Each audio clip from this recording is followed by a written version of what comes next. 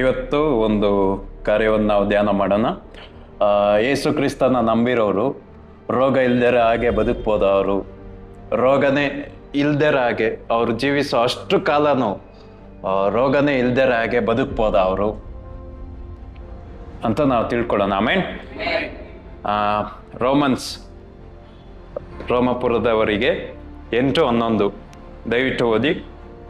ಯೇಸುವನ್ನು ಸತ್ತವರೊಳಗಿಂದ ಜೀವಿತವಾಗಿ ಎಬ್ಬಿಸಿದಾತನ ಆತ್ಮವು ನಿಮ್ಮಲ್ಲಿ ವಾಸವಾಗಿದ್ದರೆ, ಕ್ರಿಸ್ತ ಯೇಸುವನ್ನು ಸತ್ತವರೊಳಗಿಂದ ಎಬ್ಬಿಸಿದಾತನು ನಿಮ್ಮಲ್ಲಿ ವಾಸವಾಗಿರುವ ತನ್ನ ಆತ್ಮನ ಮೂಲಕ ಆಮೆನ್ ನಿಮ್ಮ ಮರ್ತ್ಯ ದೇಹಗಳಲ್ಲಿಯೂ ಸಹ ಬದುಕಿಸುವನು. ಆಮೆನ್. ಆರೋಗ್ಯವಾಗಿ ಬದುಕ್ಬೋದ? ಯಾವಾಗಲೂ ನಾನು ಜೀವಿಸೋ ಅಷ್ಟು ಕಾಲನೂ ಆರೋಗ್ಯವಾಗಿ ಬದುಕ್ಬೋದ ಅಂದ್ರೆ ಅದಕ್ಕೆ ಉತ್ತರ ಹೌದು, ಬದುಕ್ಬೋದು. ಯಾಕಂದ್ರೆ ನಾವ್ ಯಾರೆಲ್ಲ ಯೇಸು ಕ್ರಿಸ್ತನ ನಂಬಿರ್ತೀವೋ ಅವ್ರಿಗೆ ಒಂದು ಇಮ್ಯುನಿಟಿ ಸಿಸ್ಟಮ್ ಇದೆ, ಇಮ್ಯುನಿಟಿ ಪವರ್ ಇದೆ, ರೋಗ ನಿರೋಧಕ ಶಕ್ತಿ ಇದೆ ನಮ್ಮೆಲ್ಲರಿಗೂ. ರೋಗವನ್ನು ನೋಡಿದ್ರೆ ಅದನ್ನ ಹಂಗೆ ಓಡಿಸುವ ಒಂದು ಶಕ್ತಿ ಇದೆ. ಆ ಶಕ್ತಿ, ಆ ಒಂದು ಬಲ ಯಾರು ಅಂದ್ರೆ ಕ್ರಿಸ್ತ ಯೇಸುವನ್ನ ಮರಣದಲ್ಲಿದ್ದಾಗ ಯಾರು ಎಬ್ರಿಸ್ತ್ರೋ ಅಂದ್ರೆ ಯಾವ ಆತ್ಮ, ಯಾವ ಪವಿತ್ರಾತ್ಮ ಎಬ್ರಿಸ್ತ್ರೋ ಅದೇ ಪವಿತ್ರಾತ್ಮ ಈ ಶರೀರದಲ್ಲೂ ಕೂಡ ವಾಸಿಸ್ತಾ ಇದ್ದಾರಂತೆ. ಯಾವ ಆತ್ಮ ಮರಣವನ್ನ ಗೆಲ್ಲಕ್ಕೆ ಬಿಟ್ಟಿಲ್ವೋ ಆ ಆತ್ಮ ಮರಣನೇ ಬಿಟ್ಟಿಲ್ಲ ಅಂದ್ರೆ ರೋಗಗಳನ್ನ ಕೂಡ ಬಿಡೋದಿಲ್ಲ. ಆಮೇನ್. ಎಜೆಕೆಲ್ ಅಲ್ಲಿ ನಾವು ನೋಡ್ತೀವಿ, ಎಜೆಕೆಲ್ 37 ನಾವು ನೋಡ್ತೀವಿ, ಆ ಪ್ರವಾದಿ ಹೇಳ್ತಾನೆ, ನಾನು ಪವಿತ್ರಾತ್ಮೆಯಿಂದ ತುಂಬಲ್ಪಟ್ಟು ಎತ್ತಲ್ಪಟ್ಟು ಒಂದು ತಗ್ಗಿಗೆ ನಾನು ಹೋದೆ.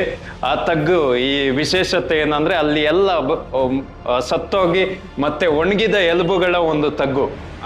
ಅಲ್ಲಿ ದೇವ್ರು ಹೇಳ್ತಾರೆ, ಮನುಷ್ಯ ಕುಮಾರನೇ ಈ ಮೂಳೆಗಳಿಗೆ ಜೀವ ಬರುತ್ತಾ ಅಂತ. ನಂತರ ನಾವು ನೋಡ್ಕೊಂಡು ಹೋದ್ರೆ ಇವನ್ ಮಾತಾಡುವಾಗೆಲ್ಲ ಆ ಒಂದು ಮೂಳೆಗಳಿಗೆ ಜೀವ ಬರುತ್ತೆ, ಮಾಂಸ ಬರುತ್ತೆ, ನರಗಳು ಬರುತ್ತೆ, ಚರ್ಮ ಬರುತ್ತೆ, ನಂತರ ಕಡೆದಾಗಿ ಶ್ವಾಸ ಕೂಡ ಬರುತ್ತೆ. ಆಮೇಲೆ ಯಾವ ಪವಿತ್ರಾತ್ಮ ನಮ್ಮ ಒಳಗಡೆ ಇದ್ದಾರೋ ಆ ಪವಿತ್ರಾತ್ಮ ನಮ್ಮ ಒಳಗಡೆ ಇರೋದ್ರಿಂದ ನಮ್ಗೆ ಒಂದು ಅಭಿಷೇಕ ಇದೆ, ಒಂದು ಶಕ್ತಿ ಇದೆ. ಆ ಶಕ್ತಿಯನ್ನು ಉಪಯೋಗ ಮಾಡಿ ಜ್ಞಾನೋಕ್ತಿಲಿ ಇದೆಯಲ್ವಾ, ಜೀವ ಮರಣ ನಾಲ್ಗೆಯ ವಶ ಅಂತ.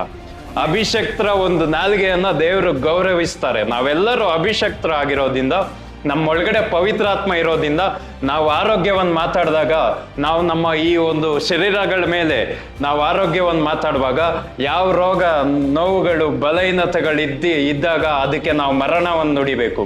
ಯೇಸು ಕ್ರಿಸ್ತ ನುಡಿದ ತಕ್ಷಣನೇ ಆ ಒಂದು ಅಂಜೂರದ ಮರ ಒಣಗಿ ಹೋಯ್ತಲ್ಲ ಬುಡ ಸಮೇತ, ಹಂಗೆ ಎಲ್ಲ ರೋಗಗಳು ಒಣಗಿ ಹೋಗುವಂತ ಒಣಗಿಸುವಂತ ಒಂದು ಶಕ್ತಿ ನಮ್ಮ ನಾಲಿಗೆಗಳಲ್ಲಿ ಪವಿತ್ರಾತ್ಮ ಇಟ್ಟಿದ್ದಾರೆ.